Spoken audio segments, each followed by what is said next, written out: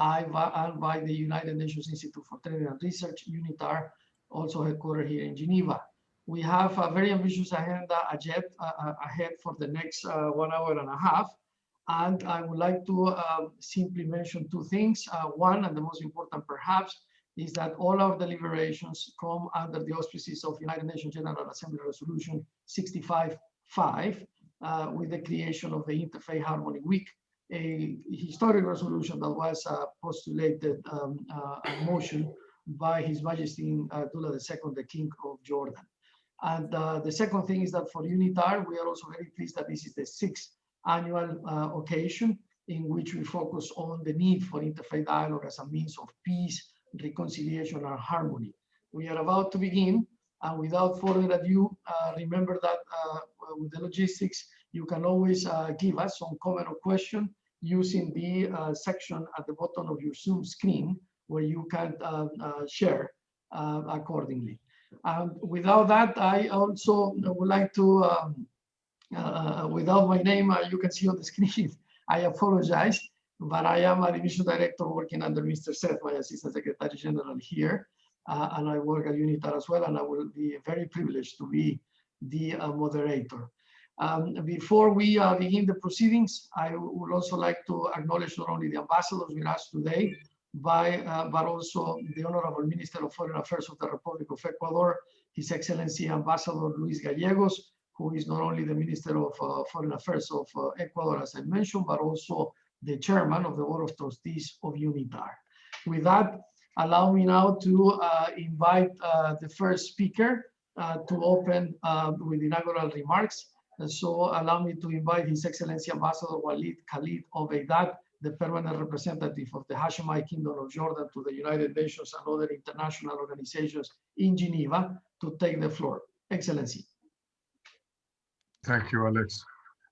Excellencies, ladies and gentlemen, it is always a great pleasure that I express humbly to see you all in this annual gathering of continued pertinence to people all over the world, and especially here in Geneva, where our esteemed panelists were kind enough to find the time to share their diverse experiences and thorough thoughts on the various meanings of interfaith dialogue.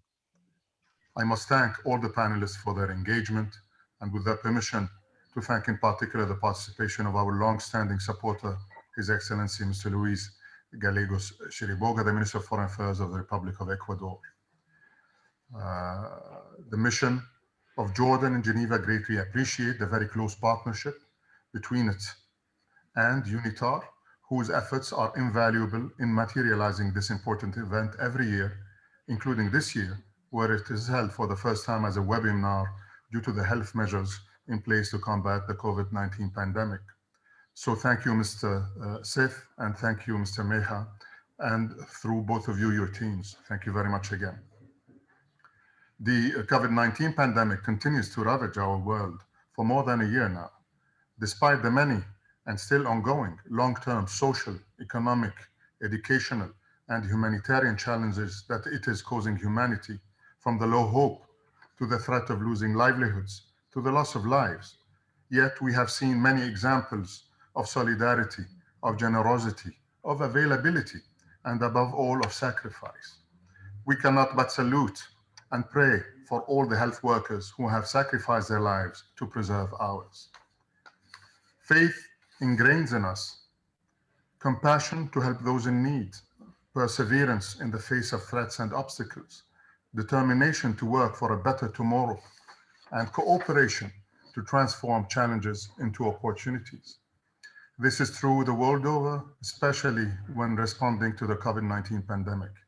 So we, the people of the 21st century, have pooled our scientific efforts at a global scale, and for the first time in human history, managed to find a vaccine within a year, clearly demonstrating that the common good of humanity can best be achieved through cooperation and goodwill.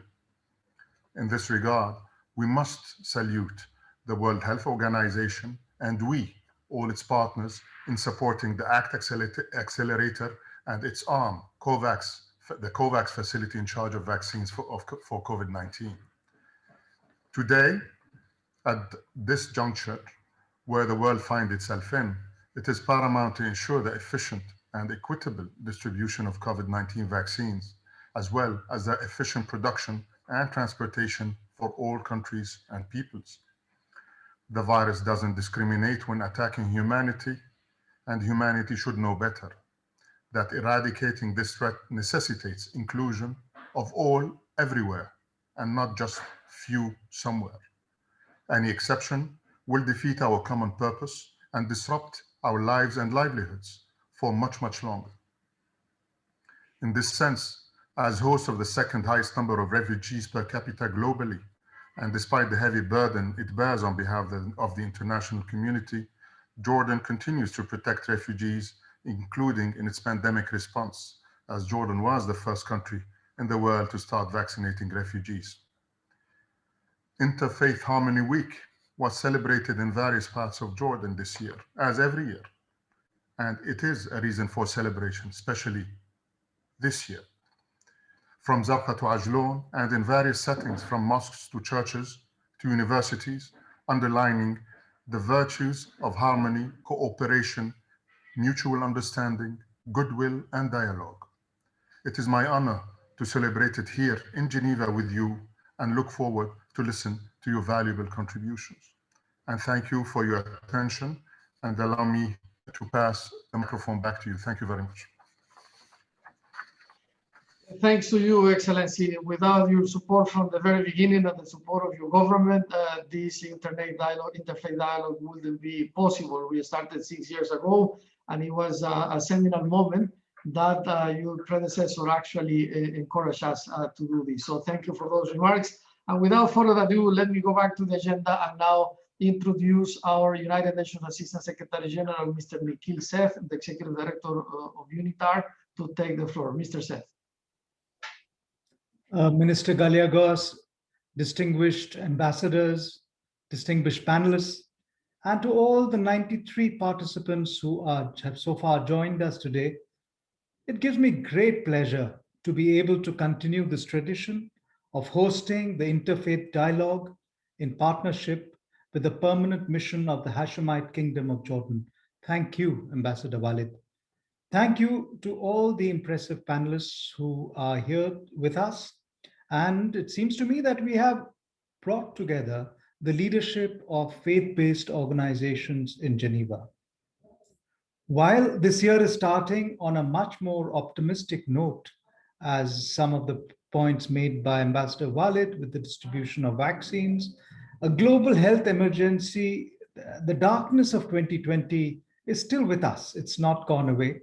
And while COVID-19 was originally seen as perceived as a global health emergency with 2.5 million deaths, 115 million cases, and several long-term health implications, it has impacted and created a human crisis which we could not have imagined. Lives have been upended everywhere.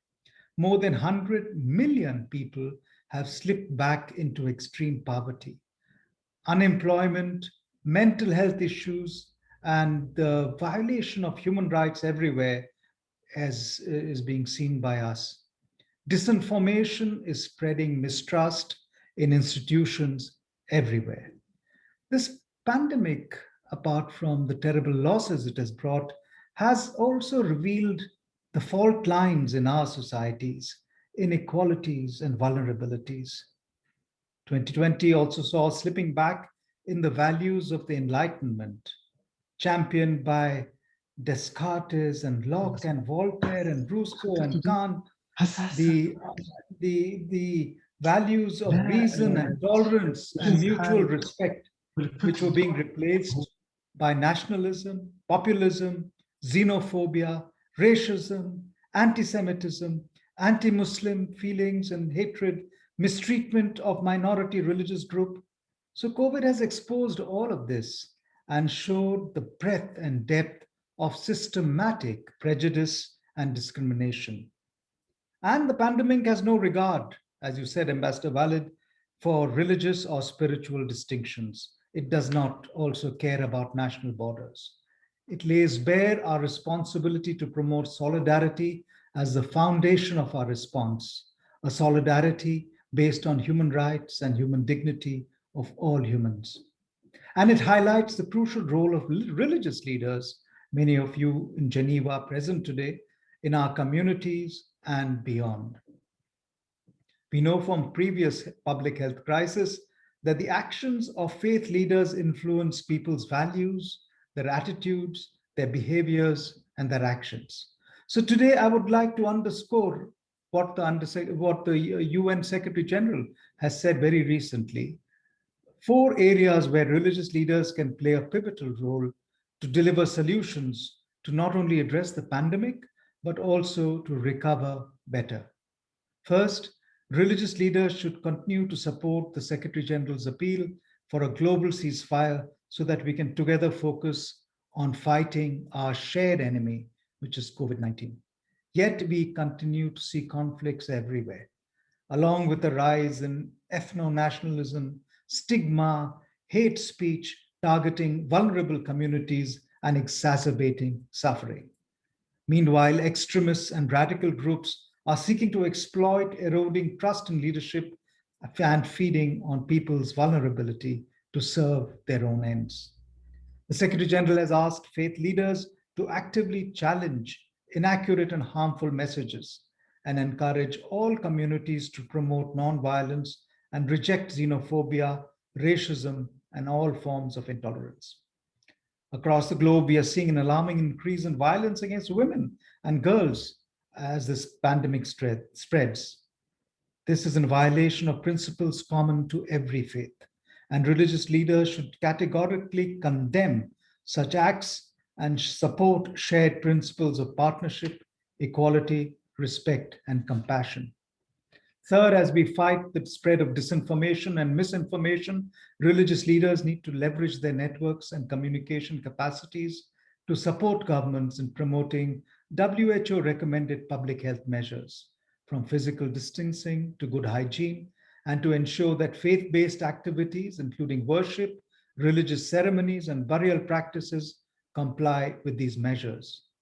Finally, when the vast majority of the world's students are out of school or university, the SG has urged faith leaders to support the continuity of education, working with educational providers to find solutions so that learning never stops.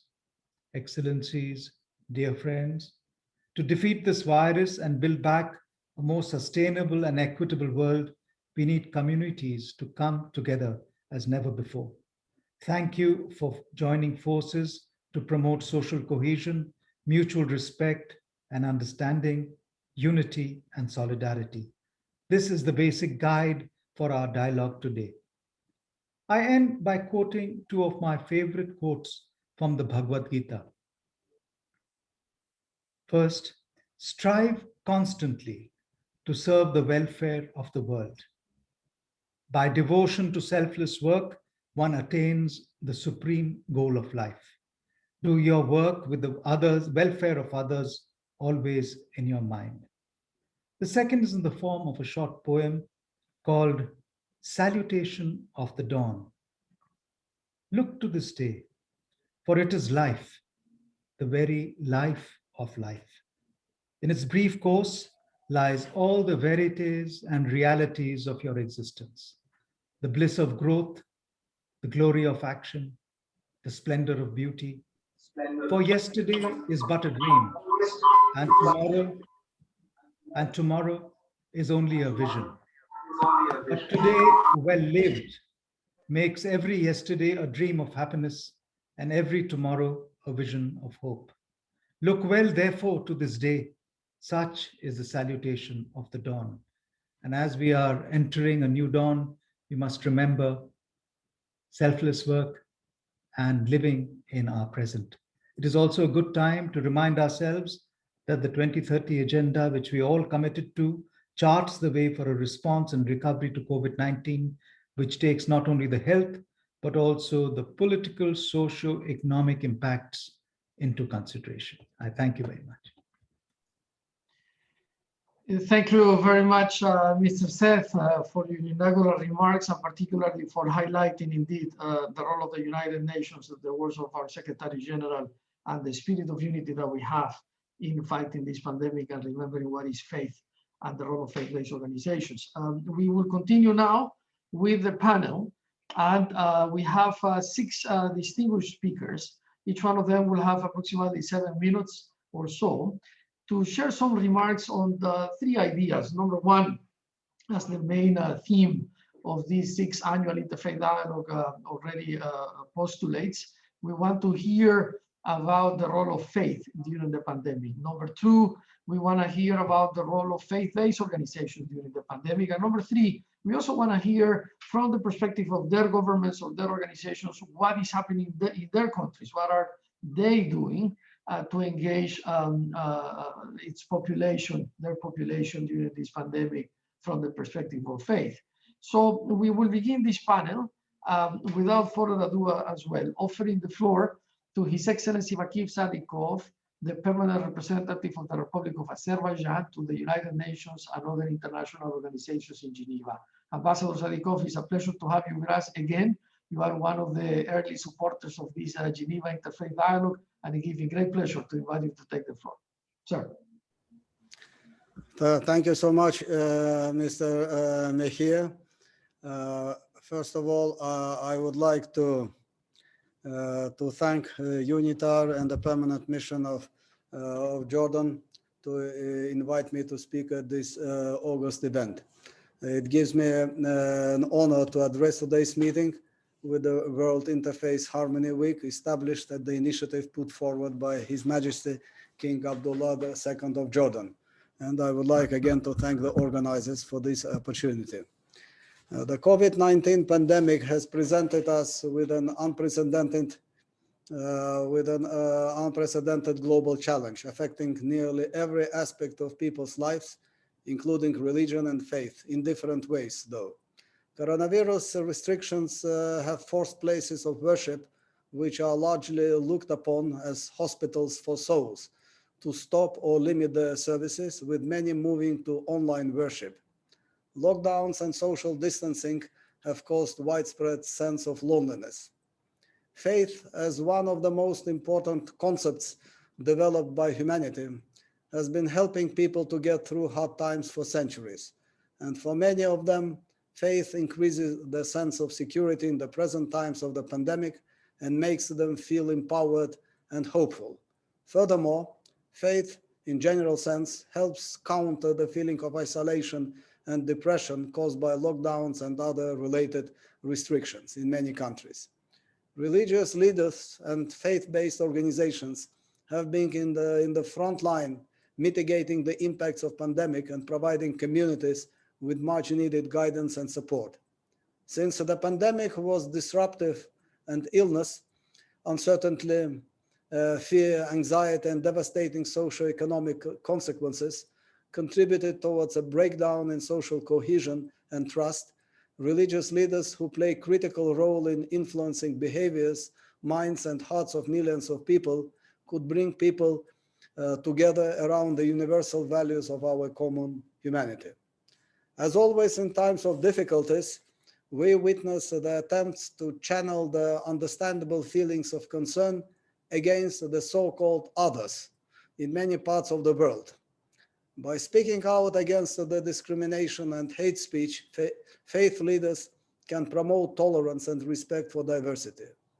By being voices of marginalized and disproportionately affected, the religious leaders can ensure that the existing deep-rooted inequalities are not further exacerbated by pandemic.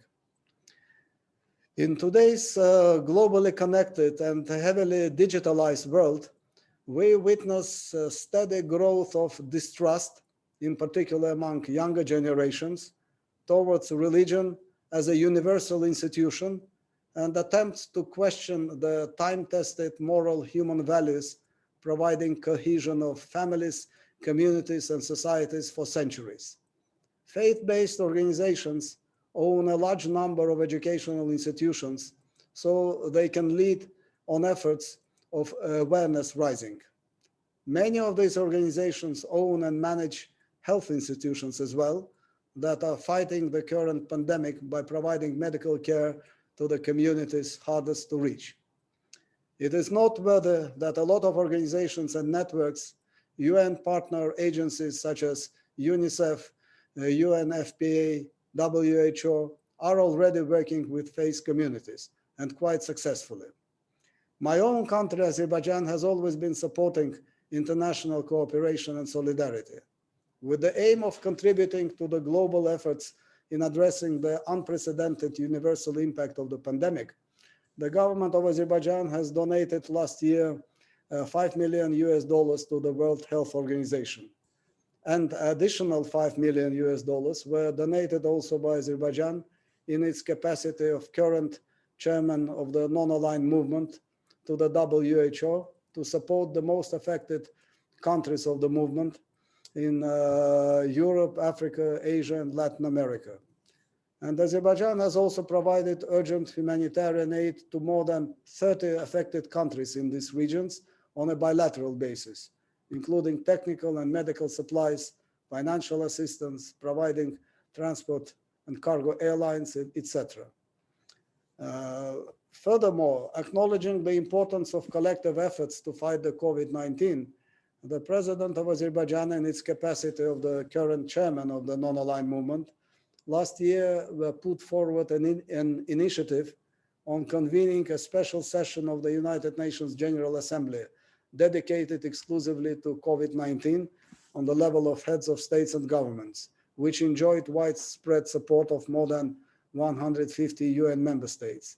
And this 31st special session of General Assembly, which took place on 3rd and 4th December last year, reaffirmed the importance of coordinated and concerted global response based on unity, multilateral cooperation, solidarity, and respect for human rights in crafting strategies and mitigating effects of COVID-19 and dealing with its repercussions.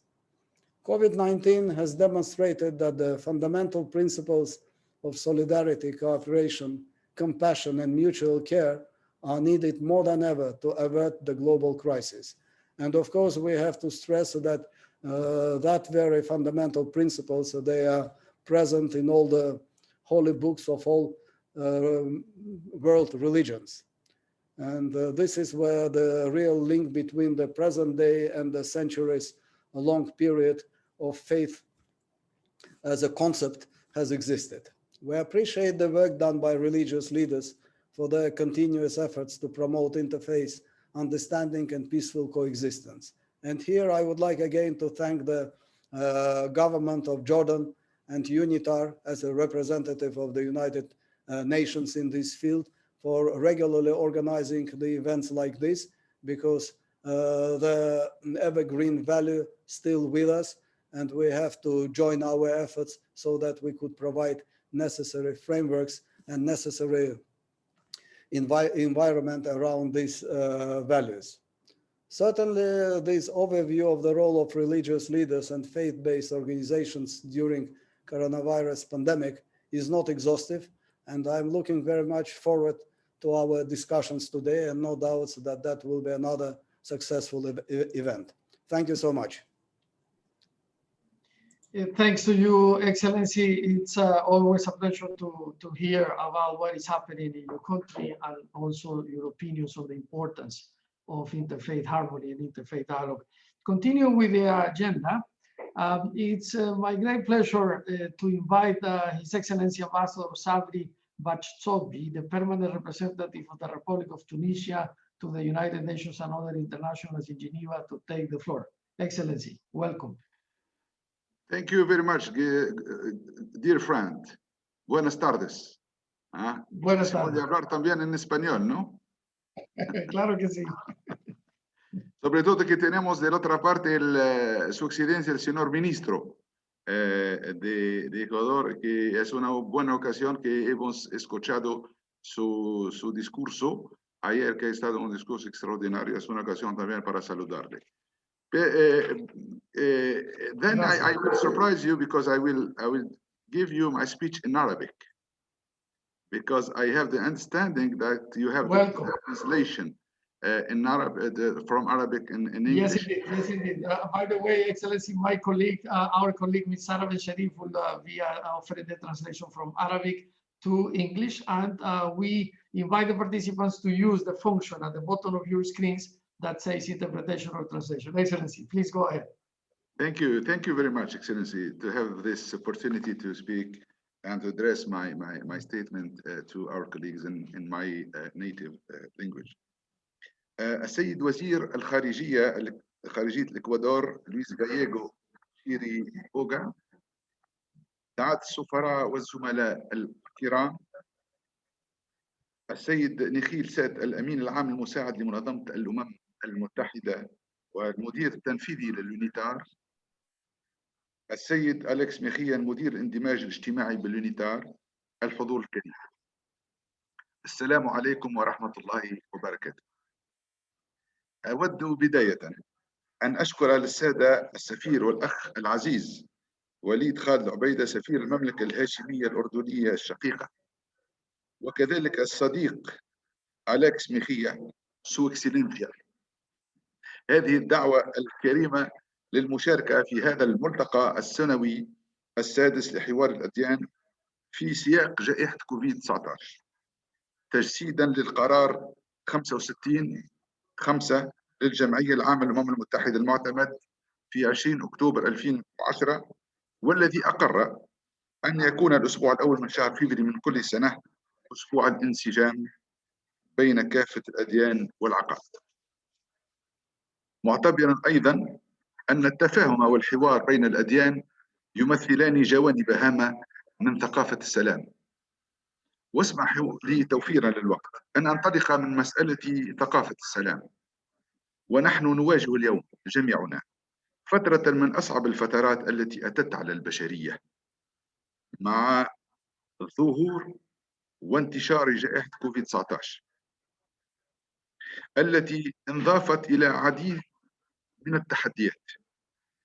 فهذه الجائحة مؤهلة لزيادة تأجيج الصراعات وبؤر التوتر والنزاعات في العالم وتفاقم مآسي عشرات بل مئات الملايين من البشر تحت طائلة الجوع والمرض ونقص الموارد والتشريد والتهجير والتهميش والتفاوت الكبير أمام الوصول إلى الأدوية واللقاحات، وما يسببه ذلك من احتدام مشاعر الحيف والظلم والحرمان خاصة لدى الفئات الهشة.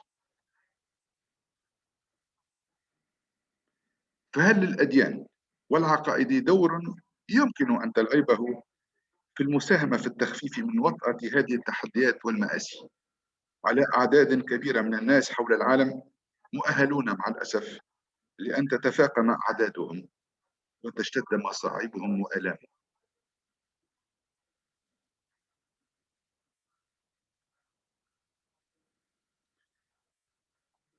الإجابة البديهية هي نعم، كيف لا، والشرائع السماوية وما ترتكز عليه من مبادئ وقيم ومثل أخلاقية تمثل قواسم مشتركة بينها تجعل الإنسان وهو المخلوق الذي كرمه الله بين كل المخلوقات في قلب المشروع الوجودي، بل وتحمله مسؤولية جسيمة تجاه غيره من البشر وكذلك المخلوقات على قدم المساواة. ونحن اليوم هنا في جنيف كمجموعة دبلوماسية ولكن أيضا كممثلين للمنظمات الدولية نواكب انطلاق الدورة 46 لمجلس حقوق الإنسان ومختلف المسائل المعروضة على جداول أعمال كافة المنظمات والهيئات الدولية. ندرك تمام الإدراك أن التحديات الماثلة أمامنا في هذه الفترة الحرجة قد أرجعتنا إلى بعدنا الإنساني الجوهري وجعلتنا نتساءل فرادى وجماعات عن مصيرنا ووجودنا، ونتخيل سبل وآليات الاستعداد لما أسرعنا إلى تسميته بالعالم بعد كوفيد-19. لكن هذه التحديات كشفت أيضا عن مدى نقائصنا وإخلالاتنا العديدة بابتعادنا وتناسينا، ونحن منساقون في دوامة العولمة واستحداثاتها وتقنياتها لمبدأ أساسي وهو أن مصيرنا مشترك مهما اختلفت أجناسنا ومعتقداتنا وإمكانياتنا المادية، وأن حقوقنا متساوية من منطلق أننا خلقنا متساوين في الإنسانية، وسننتهي أيضا كذلك.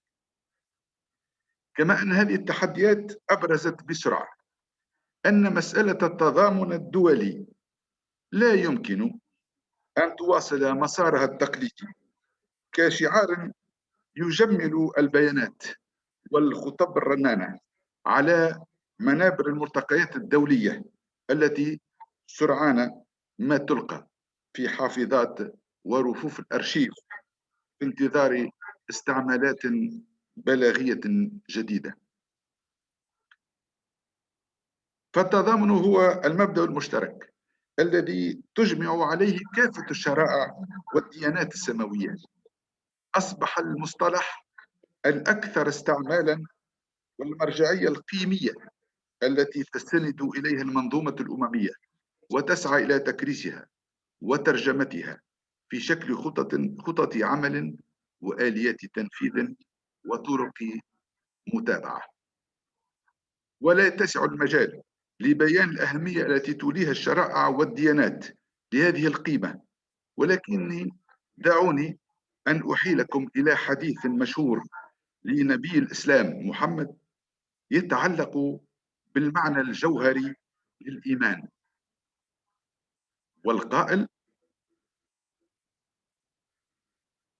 لا يؤمن أحدكم حتى يحب لأخيه ما يحبه لنفسه، حيث يجعل التضامن مع الآخر وتقاسم الخيرات معه شرطا أساسيا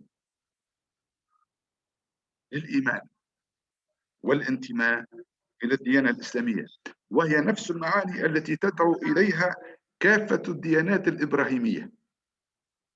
وتكفي الإشارة إلى رسالة قداسة البابا فرانسيس بمناسبة الاحتفال باليوم العالمي للسلام يوم غرة جانفي الماضي، حيث أكد في باب الرعاية من خلال التضامن أن التضامن يعبر بشكل ملموس عن محبتنا للآخر التي ليست شعورا بتعاطف مبهم، بل عزما ثابتا ومثابرا على العمل من أجل الخير العام.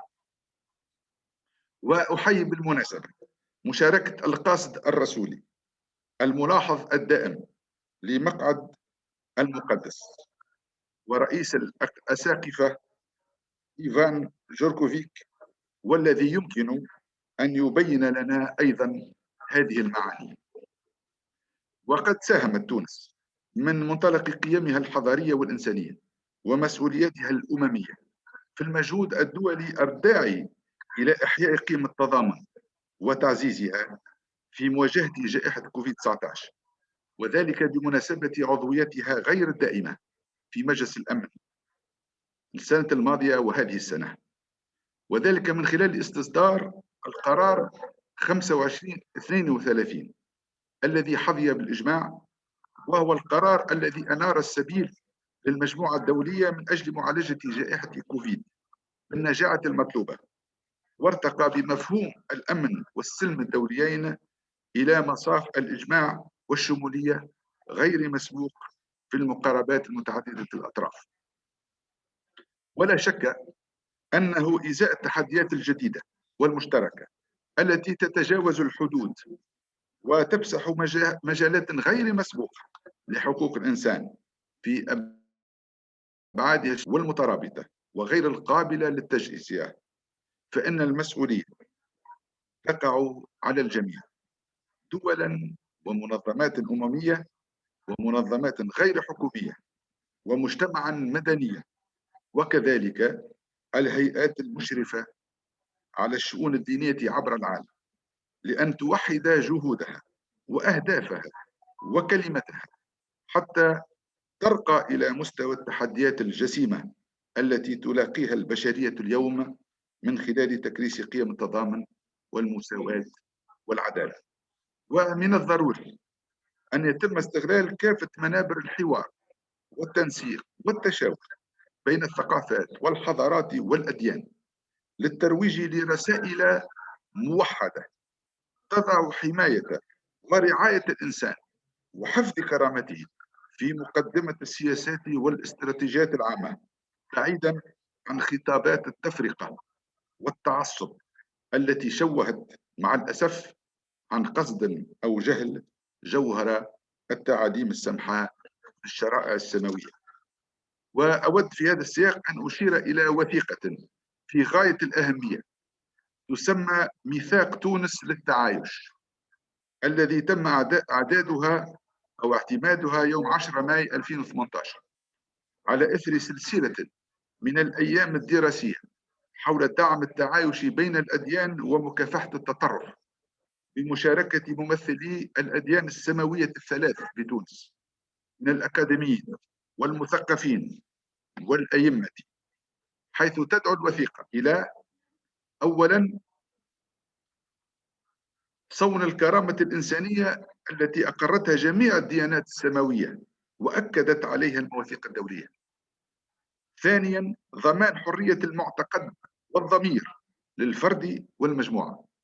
ثالثاً ترسيخ قيم المواطنة الفاعلة الحاضنة للتنوع الديني والثقافي والحضاري. رابعاً تفعيل مبادئ العيش المشترك من خلال المناهج التربوية والخطاب الديني والإعلامي والنأي به عن كل توظيف. خامساً تأصيل قاعدة التعارف بين جميع الناس بمختلف أديانهم وثقافاتهم، وهي مبادئ تساهم في تقديري في تطوير الحوار بين الديانات لتقاسم ما تدعو إليه من تعزيز قيم التضامن والتآخي على أرضية من الاحترام والاعتراف بحرية المعتقد وبحقوق الإنسان وحرياته الأساسية. واليوم وقد تتجه عديد مخابر البحث عبر العالم وفي وقت قياسي إلى لقاحات ضد فيروس كوفيد 19، وانهمكت وحدات إنتاج اللقاحات في تصنيعها. برزت مشاكل وصعوبات جديدة تهدد مبدأ التوزيع العادل والشامل للقاحات التي تدعو إليه المنظمات الدولية وأصحاب الضمائر الحية، وفي مقدمتها منظمة الصحة العالمية. مرة أخرى كشرت المصالح المادية واعتبارات العرض والطلب وحسابات المكاسب المادية السريعة عن أنيابها، عوض أخذ العبرة من الفترة السابقة، وكأننا لم ندرك بعد أنه لن يكون أحدنا في مأمن ما لم يكن الجميع في مأمن.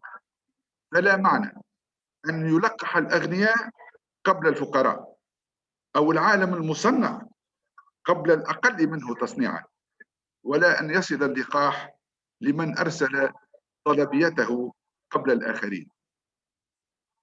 عالمنا مترابط ومصيرنا مشترك، فلا يوجد معنى لسباق يغلب منطق المادة وقواعد السوق عوضا عن حوكمة عالمية ترتكز على قواعد ومبادئ العدالة والمساواة والتضامن، وهي مرة أخرى ذات القيم والمثل التي تدعو إليها الديانات السماوية والمواثيق الدولية، والتي من الواجب أن نتشبث بها وندافع عنها دون تراخ أو استكانة.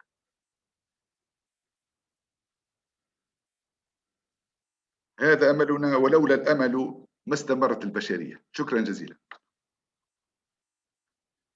Thank you very much, Excellency. It was a little bit long, but it was interesting also to speak in my native language and to have the opportunity also to exchange this opportunity with you. Thank you very much. Absolutely. Absolutely, Excellency, and especially thank you for that call to unity, because we are all concerned indeed, and your words resonate very much in our hearts.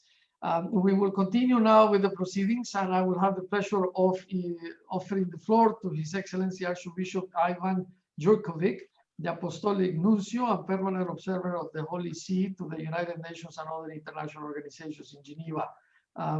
Excellency, the floor is yours. Thank you so much. I would like to thank all the organizers of this event, the role of faith during the coronavirus pandemic. We all know how devastating the coronavirus pandemic has been. It is shocking to reflect that just over a year ago, this new and practically unknown disease would overturn the world as we know it. Every aspect of our lives has been upended. Hundreds of thousands of people have lost their lives.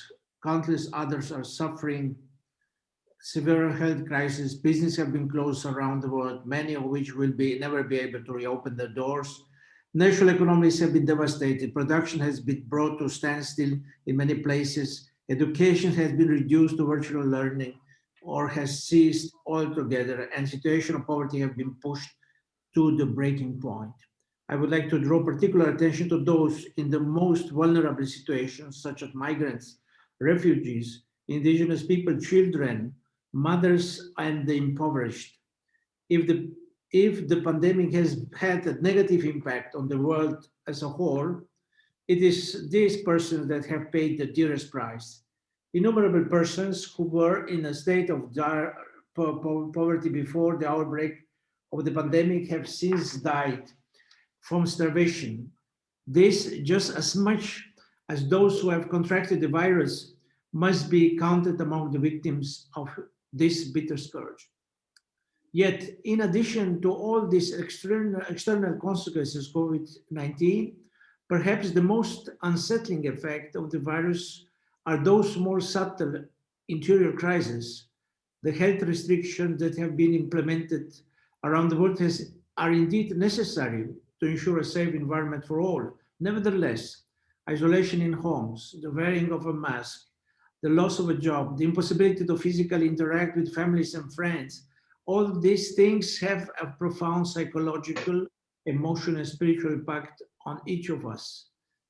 Aristotle referred to human beings as social animals, that which distinguishes us from the rest of the creatures in the world, as much as our rationality and our will is our fundamental need to live in harmony with other human beings. From the Christian perspective, the ancient principles takes on the even deeper meaning. God desires communion. The Almighty created human beings so that we might either enter into a deep and meaningful relationship with our Creator and with one another. Only through this mutual and open sharing of ourselves we'll find true contentment and peace. Unfortunately, the COVID-19 pandemic has exacerbated so many already existing tensions and threats to unity between individuals, people, cultures, and nations.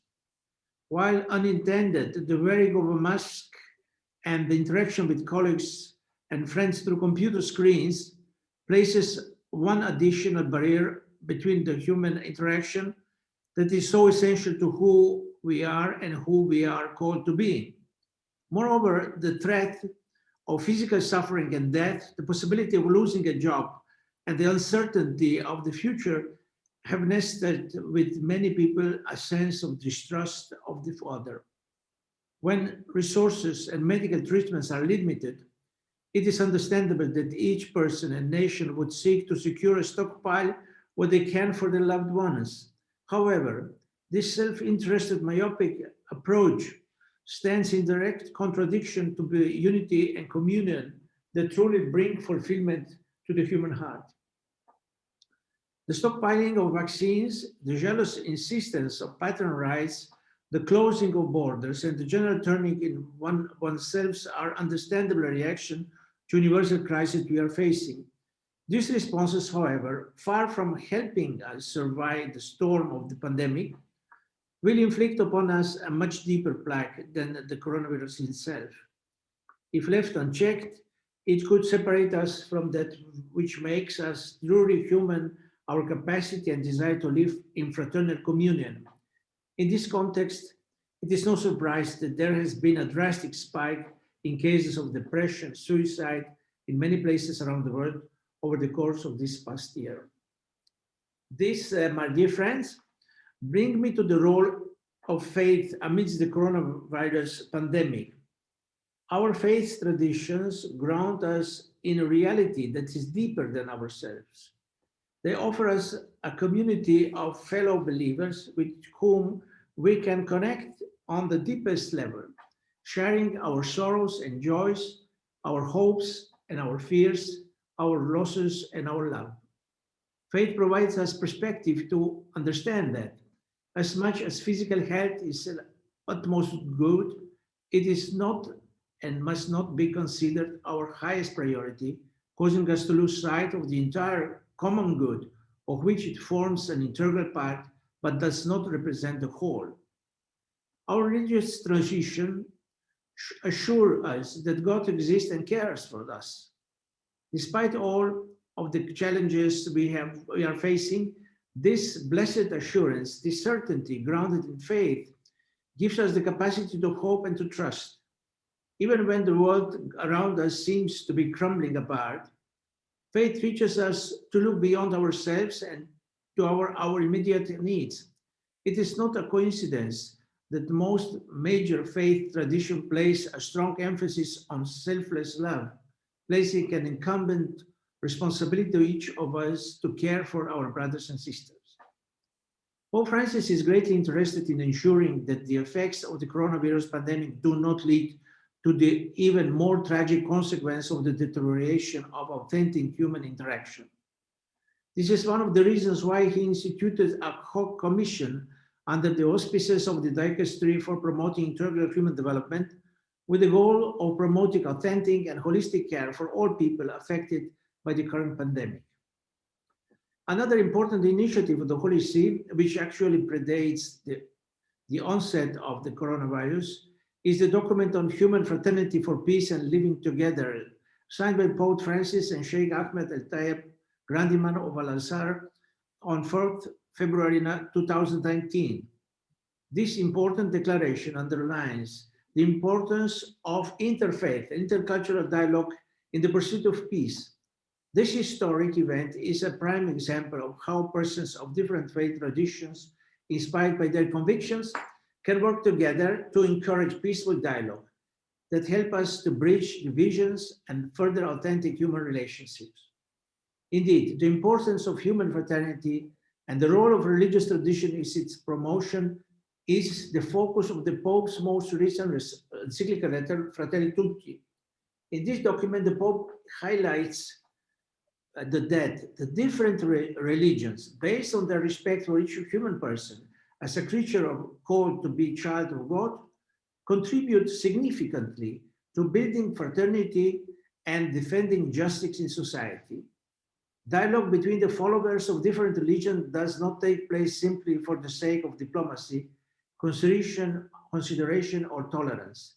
In the words of the bishops of India, the goal of dialogue is to establish friendship, peace, and harmony, and to share spiritual and moral values and experiences in a spirit of truth and love.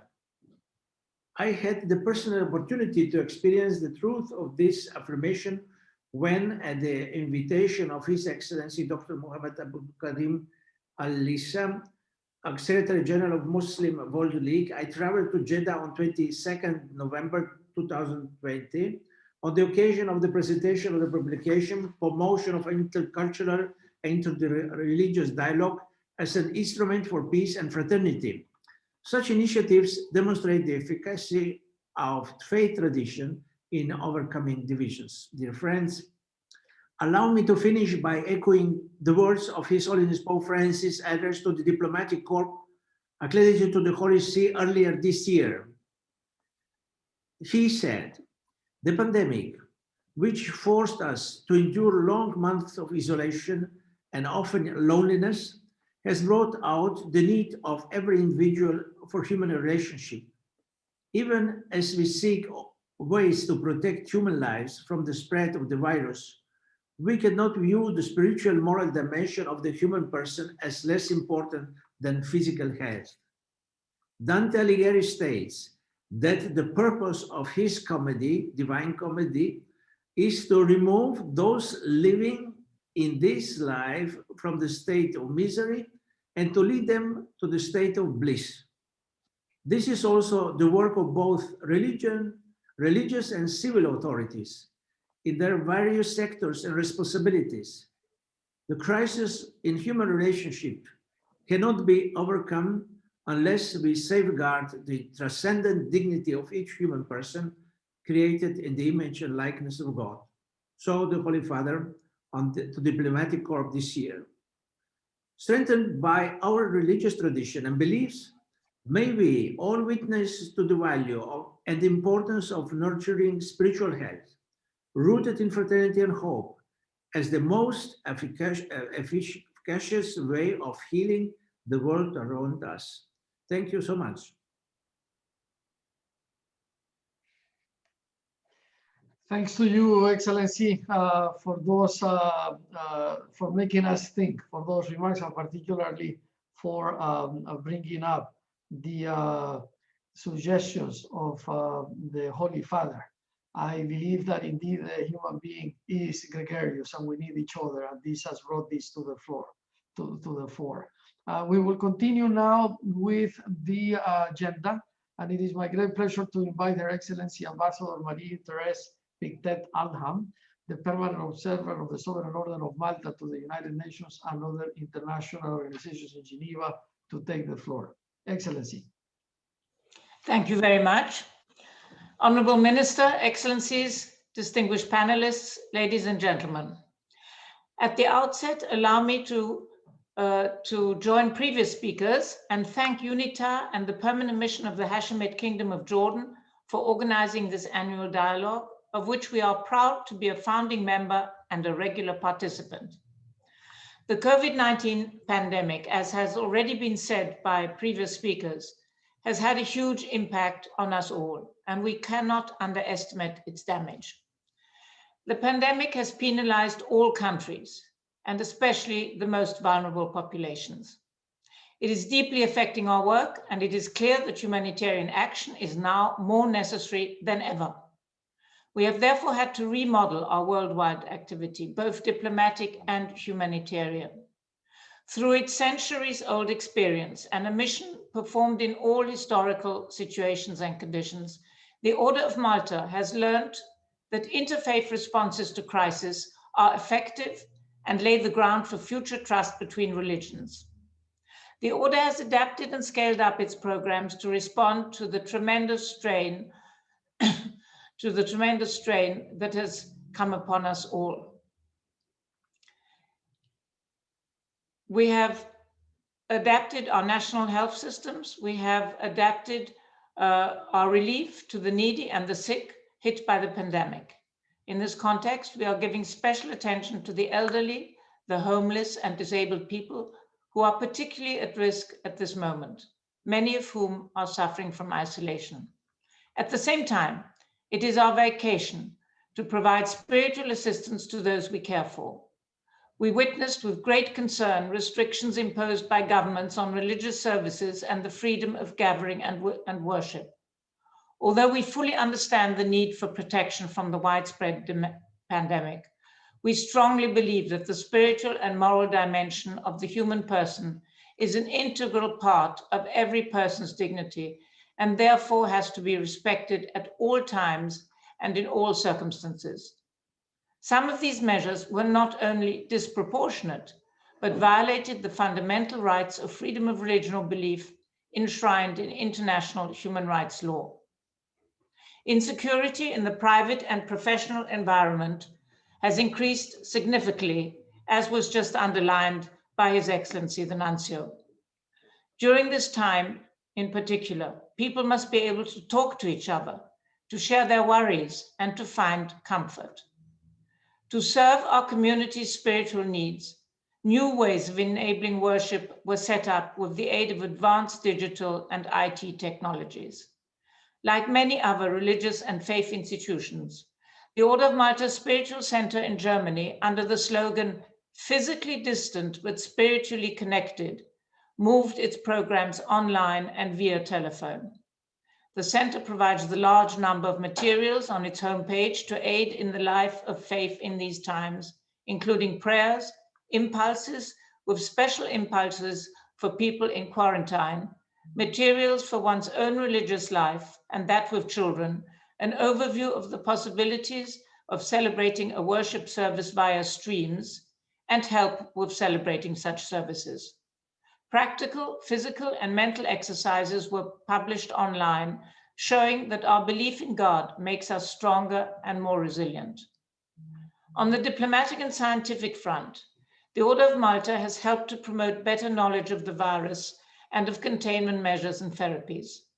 The Doctor to Doctor project, a virtual platform created in March, consists of a network of experts in epidemiology and virology who regularly meet online with doctors and political and health authorities in the Middle East, Africa, Central and South America to discuss best practices and the latest advances in medical research.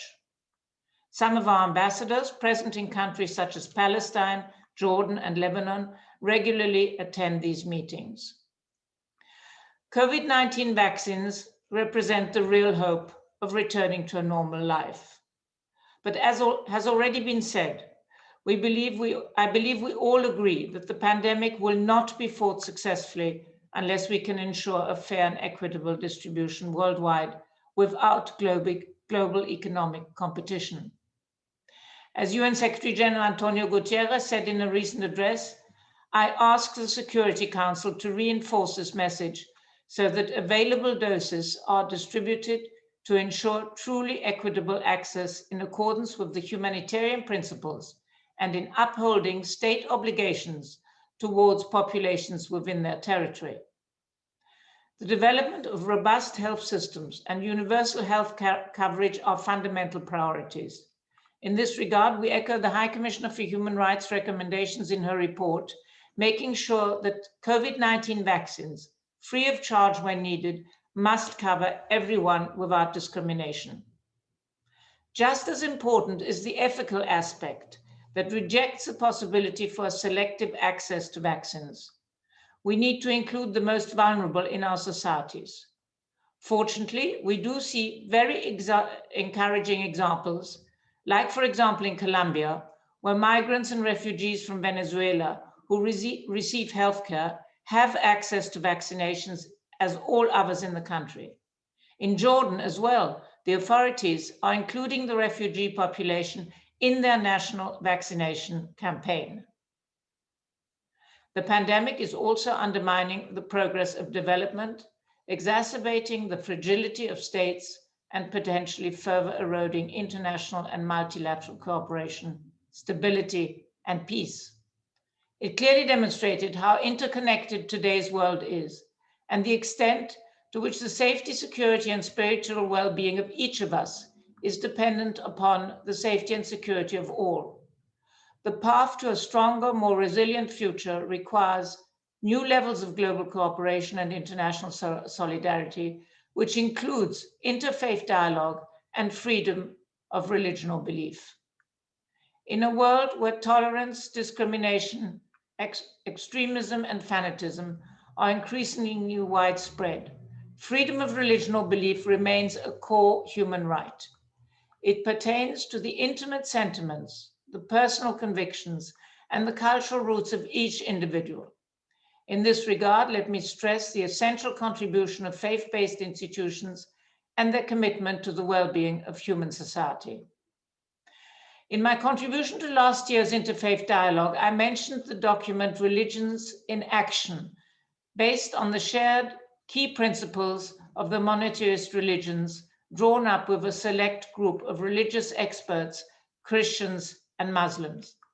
It contains guidelines on the role that religious communities and faith-based institutions can play in helping resolve crisis situations, mitigate their effects on populations concerned, and improve the provision and distribution of humanitarian aid. The presentation of the document had to be postponed due to the pandemic, and we now intend to launch it shortly online. In concluding, I reaffirm our belief that interreligious dialogue is a great opportunity to overcome conflict situations, despite the religious dimension being too often considered a problem or a cause of conflict. In his address yesterday to the high-level segment of the Human Rights Council, His Excellency the Grand Chancellor of the Order of Malta called for a closer interreligious dialogue as fundamental in helping victims of crisis affected by ethnic or religious hostilities or massive violations of human rights. Thank you for your attention. Thanks to you, Excellency, for letting us know how the Sovereign Order of Malta is very much active during the pandemic, and also for making us think about global solidarity the way it should be. I will continue now with the next panelist. We would like to invite the Organization of Islamic Cooperation to take the floor. Her Excellency Ambassador Nasima Bagli is unfortunately unavailable today, but she's duly represented by his second in command. So I understand that Mr. Halim Gramus is with us, and I would like to offer him the floor. Please go ahead. Thank you very much, Mr. Mejia, for giving me the floor. Honorable Minister, Excellencies, ladies and gentlemen. The coronavirus outbreak that the world is still battling with has spared no region of the world. It has indeed affected all the peoples of the world, regardless of their ethnicity, culture, or religion. It is probably the first time that the whole world is facing the same threats. In all corners of the globe, we are applying the same sanitary measures and performing the same gestures in the hope to curb the propagation of the virus. We are also all facing the same difficult socioeconomic consequences triggered by this pandemic, which let bear inequalities that exist between and within countries. The most vulnerable are the hardest hit by this unprecedented situation. Besides its socioeconomic impacts, the pandemic has sometimes exacerbated religious intolerance and discrimination against minorities, be they ethnic or religious ones. The latter are facing hate speech and even acts of hostilities. They are, in some cases, even accused of spreading the virus. The OIC General Secretariat has, on many occasions, expressed its deep concern over rising anti-Muslim sentiments, pointing out that the current COVID-19 world situation requires greater efforts, more active cooperation and solidarity mechanisms, and stronger mutual aid among all citizens of the same country. Excellencies, ladies and gentlemen, instead of negative feelings and divisions, the COVID-19 pandemic should be an opportunity for unity and solidarity as the whole world is striving to cope with the virus. As the UN Secretary General Antonio Guterres stated, we are all in this together. He is advising us to build back better. We need indeed to draw the lessons of this pandemic and build a better and fairer world, as well as inclusive and resilient societies. The OIC, for its part, highlighted on many occasions the values of multilateralism, international cooperation, and solidarity in combating the pandemic and in recovering from it. Religions have undoubtedly a role to play in this endeavor, as they are enablers of respect and vectors of mutual understanding between societies. Religious leaders can play a critical role in diffusing tensions when they occur and in building bridges between communities.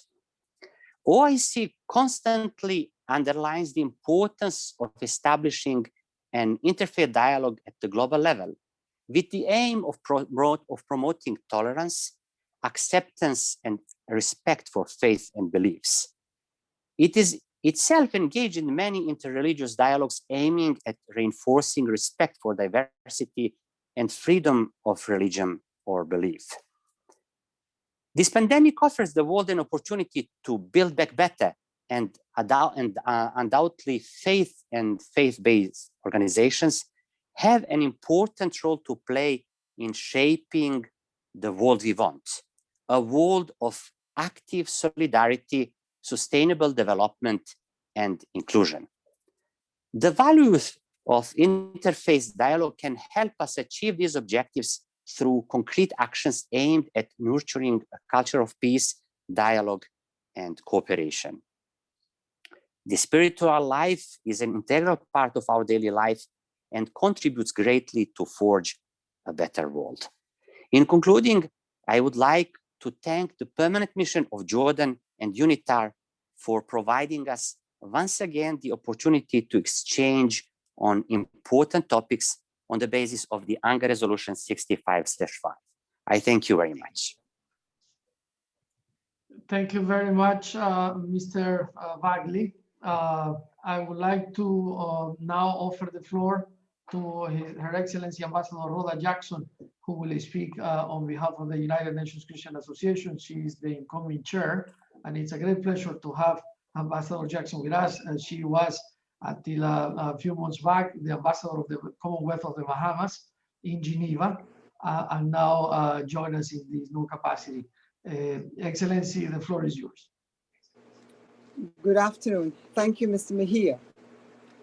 The Honorable Luis Gallegos, Minister of Foreign Affairs of Ecuador, Mr. Nikhil Seth, Undersecretary responsible for UNITAR, Excellencies, fellow panelists, ladies and gentlemen.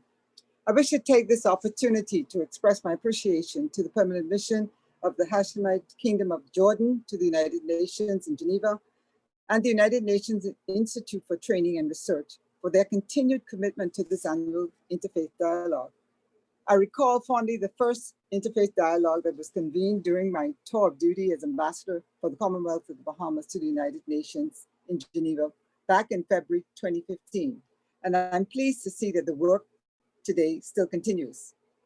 I'm participating in this dialogue today in my capacity as incoming chair of the United Nations Christian Association. And I wish to approach our theme from the perspective of biblical faith in God, which is grounded in the truths of the Word of God, one of the founding tenets of UNCA. The United Nations Christian Association is a not-for-profit organization which seeks to raise awareness about faith and dialogue as tools for peace. UNCA further is committed to providing opportunities for Christian staff members of the United Nations or any of its international agencies and organizations and diplomats to come together for fellowship and prayer. The primary objective of UNCA, though, is to glorify God in its activities, including that of reaching people for Christ. UNCA is not attached to any religious organization or church, and it remains politically neutral and non-denominational in its Christian reach. UNCA is governed by its legalized statutes and by Article 6 Sec of the Swiss Civil Code. Meetings are held, even now virtually, once per month, and although participants are from the Christian faith, other persons are invited to participate. UNCA is committed to dialogue and supports interfaith dialogue each year. The Christmas concert in December and the prayer breakfast are among the many annual activities held under the auspices of UNCA. With that brief overview of who we are, how then does UNCA approach today's theme, the role of faith during the coronavirus pandemic?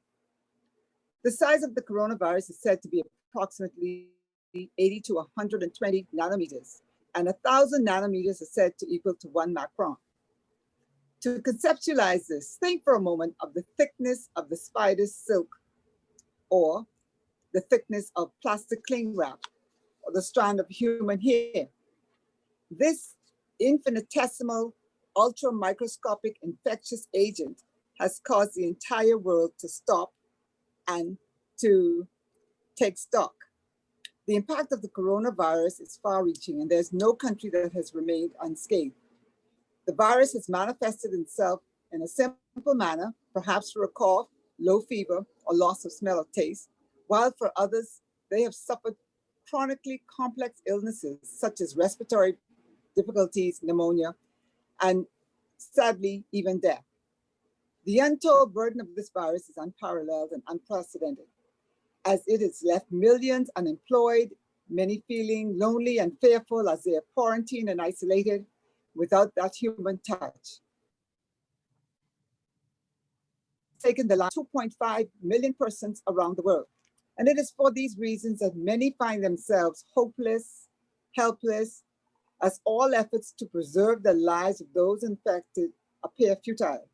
We're thankful, though, for the concerted effort coordinated by the World Health Organization that has resulted in the availability of various vaccines today. COVID can be described as an equalizer. It does not discriminate between sexes, race, religion, wealth, intellectual prowess, social or political status, or national boundaries. People from all walks of life the world over have fallen victim to the coronavirus. Many of you know persons who have died, a co-worker, a friend, and for some, this cruel scourge has even reached its deadly tentacles into your personal life. It has taken an immediate family member or loved one. It is against this backdrop today that we turn our attention to the critical role that faith can play as we navigate the vagaries of this global pandemic. In order to appreciate the role of faith, though, there must be an understanding of what faith is. And as I am representing the UNCA, I'd like to take a quote from the Bible, Hebrews 11:1 says, faith is the substance of things hoped for, the evidence of things not seen. Faith is described by some as a system of religious belief, the belief in God or in doctrines or teachings of religion. Faith can also be described as having confidence in a personal thing. Christian theology, however, describes faith as believing and trusting in God and His Word. Even when one cannot see or feel Him, faith is being fully assured that what God has said, He will perform. Without realizing it, we all exhibit a measure of faith in our day-to-day activity. For example, you purchase a chair, you take it home, you sit in it. You're confident that that chair can hold your body. Or perhaps you go and you purchase a vehicle. You're happy with the features of that vehicle. You decide to drive away, you come to a stop sign, you apply the brakes, and you are confident that the car will stop. That requires an element of faith. Faith then requires an object, the trust in the maker of the chair or the engineers and the line workers who manufactured the vehicle. As we discharge our daily responsibilities and activities at work, at home, socializing with friends, faith remains an integral component of what we do. The object of that faith determines our response. Within the biblical context, UNCA considers that God should be the object of our faith.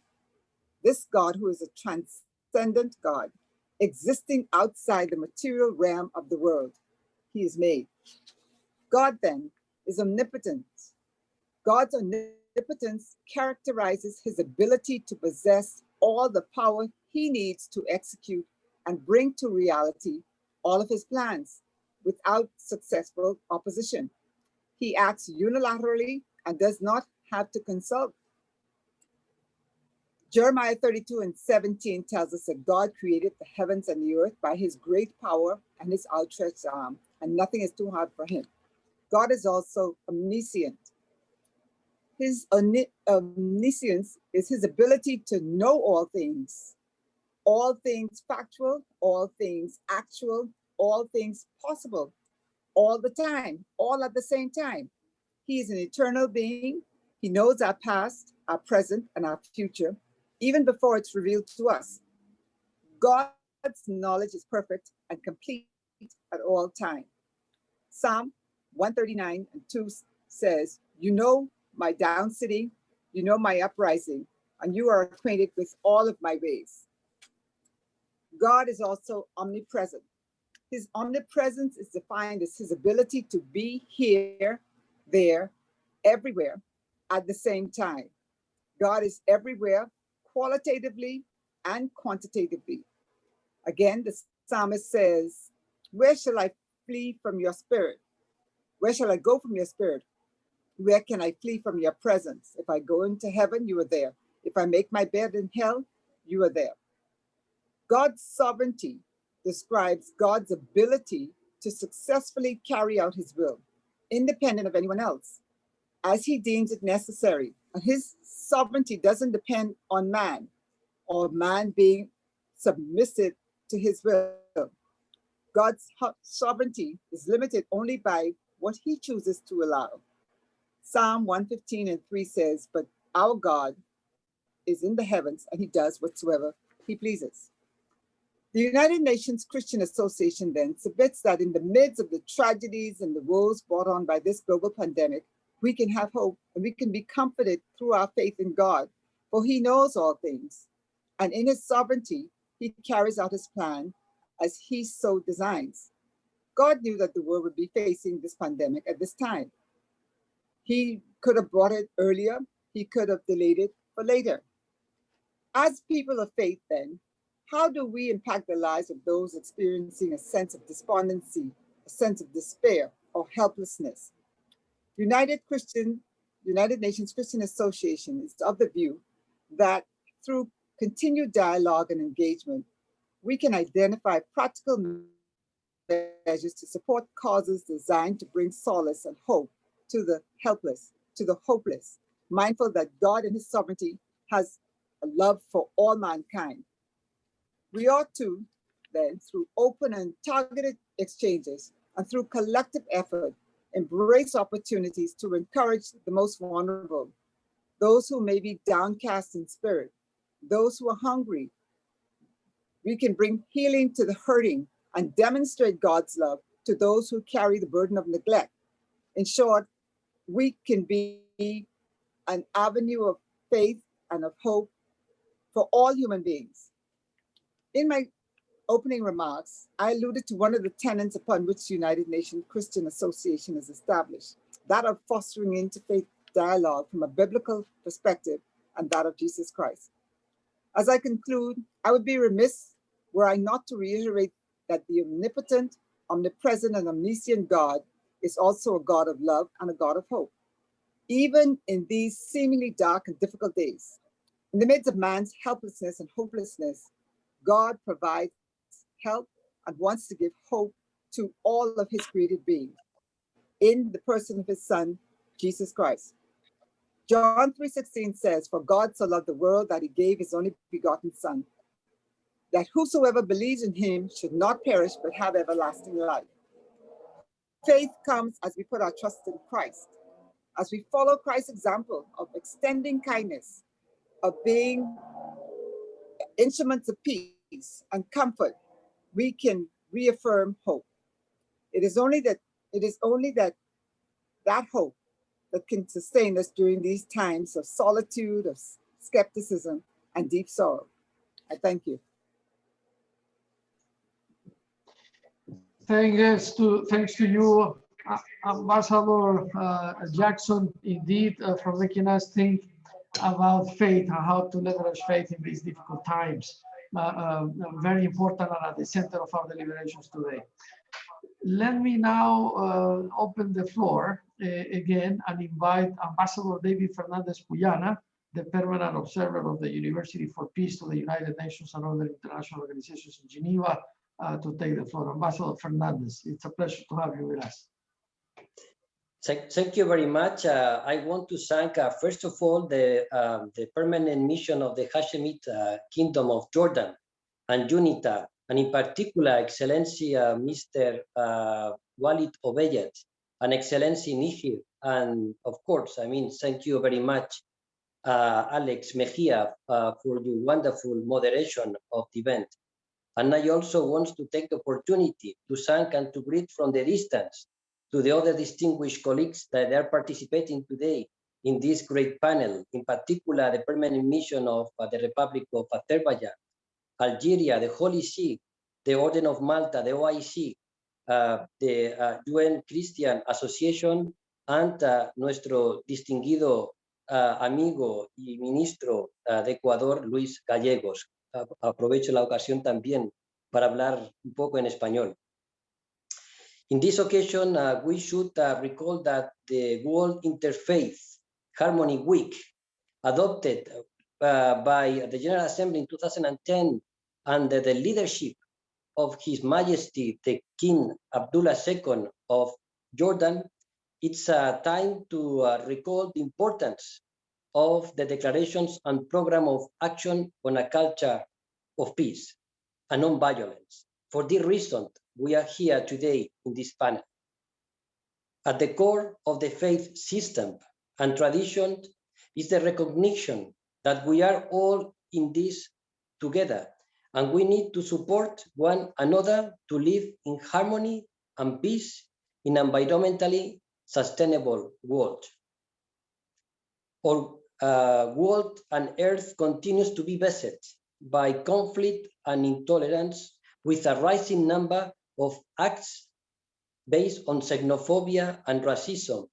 And let's be clear, this is absolutely contrary to all global values, principles of the United Nations, and in particular, the international law. Hate speech is a menace to democratic values, social stability, coherence, and peace. As a matter of principles, all of us must confront the hate speech. Silence can signal indifference to intolerance, even as a situation escalates and the vulnerable becomes victims. By enhancing global resilience against this phenomenon on hate speech, we can strengthen the bonds of our society and build a better world for all. Thanks to this kind of panel, we recognize the imperative need for dialogue among different faiths, religions, and to enhance the mutual understanding, harmony, and cooperation among all the people in this society. To finalize my short statement, I encourage all the peoples of good faith and states to spread the message of interfaith harmony and goodwill in the world's churches, mosques, synagogues, temples, and other places of worships during this week. Happy World Interfaith Harmony Week.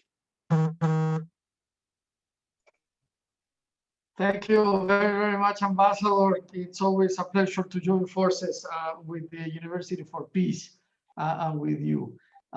We will wrap up the panel now, and we will move to the closing remarks and to invite to take the floor His Excellency, the Minister of Foreign Affairs of the Republic of Ecuador, Ambassador Luis Gallegos, who is also the Chairman of the Board of Trustees of UNITAR. It's an honor and a pleasure to have you with us, Minister Gallegos. The floor is yours.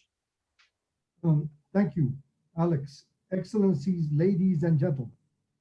It is a pleasure to be part of this event. I thank the distinguished panelists for their thoughtful insights as a demonstration of the importance of dialogue to promote the existence of peace and better societies. The focus of the discussion for this year is timely. There is no religion or belief, nationality, race, age, or gender that is free of being affected by COVID-19. Unfortunately, this pandemic has become a familiar reality for all of us. Sooner or later, we will all experience it as a first-hand or because of one of our closest relatives, friends, or colleagues might face it. This virus has claimed thousands of lives around the world, together with social, economic, and political consequences. This context has deepened vulnerabilities and inequalities, including for those whose freedom of religion and belief has been pending on issues in most countries, no matter their stage of development.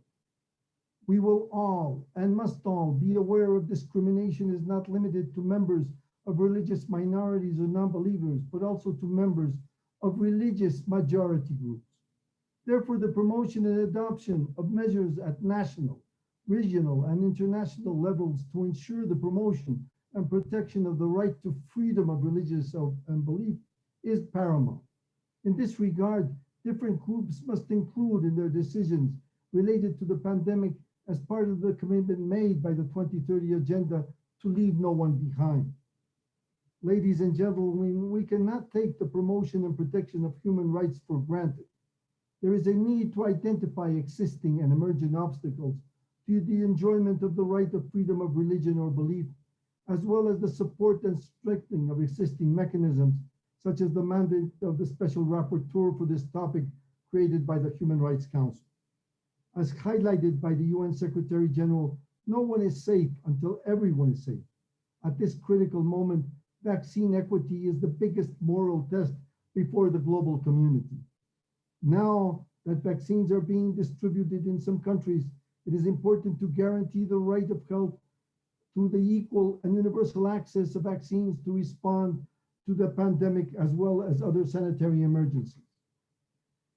Avoiding marginalization of these groups during the pandemic comes along with the resulting challenges in accessing essential services, resources, and opportunities they face at the hands of powerful groups, official state structures, and even through members of their own community. The consequence of leaving such populations behind are clear. As it has been evident throughout the years, discrimination leads to poverty, conflict, violence, and displacement. Faced with this reality, education is a powerful means of change. I strongly commend spaces like this event because they allow us to raise awareness, exchange information, and identify possible synergies to join efforts to ensure that building back better involves all human beings, regardless of the religion or belief. I am a firm believer that we all must understand ourselves with dialogue, with the capacity of understanding the challenges we meet. This is the greatest challenge the world has faced in recent times. It has affected us all. In our own endeavors to see what the pandemic means, it is also a moral dilemma and an intense personal one. We have all had friends that have died from this pandemic. We have know of the consequences to the most powerful countries of the world, with all the resources and technological capabilities whose health services like ours have been put on their knees. The effect in our economies has been devastating. And also, we must learn that the societies we live in are to meet a challenge that is not over yet. Even with the vaccines and the problems of moral dilemmas of delivering those vaccines not only to the developed countries, but to those who also are in development and are the most needed, we must work together to see that the social structures are resilient in coming back in the next months or years from this enormous challenge. And in this, our faith in God and the dialogue between religions is fundamental. Thank you very much. Thank you, Honorable Minister, for wrapping up this religious dialogue in the best possible way. Before we conclude, we would like to also acknowledge several participants that have written to us from Belgium, from India, from Afghanistan, from Palestine. Very important. Thank you for that message. From Tanzania, and also here from Switzerland. So I would like to, before we conclude, to invite the panelists to give us just a few seconds more. We are just about to run out of time. We have 1 minute exactly, and we would like to take a group photo to remember the 6th annual Geneva Interfaith Dialogue. So please look at the camera, and while I speak to finalize our proceedings, Julia or Sarah will take a picture. Before we go, again, I would like very personally to thank the support of our Assistant Secretary General and Executive Director at UNITAR, Mr. Nikhil Seth, without whom this wouldn't be possible. Mr. Seth is a great believer in dialogue and interfaith dialogue particularly. And also, as he has been said several times, Excellency Ambassador Obeidad, still allow me to tell you now in a very personal message and on behalf of my team, for your professionalism, for your belief in dialogue, and for the work of your team. My team and your team have indeed connected well to bring this to fruition. With that, dear panelists, dear participants, and on behalf of UNITAR out of Geneva, I would like to thank you for taking this time to hear our deliberations on why faith remains at the center of what we must pay attention to, and why faith indeed is part of the solution during this coronavirus pandemic and after. I thank you on behalf of UNITAR and the Permanent Mission of Jordan to the United Nations in Geneva for attending today's event, and I declare it wrap up. Thank you so much. Have a good day. Bye-bye. Thank you.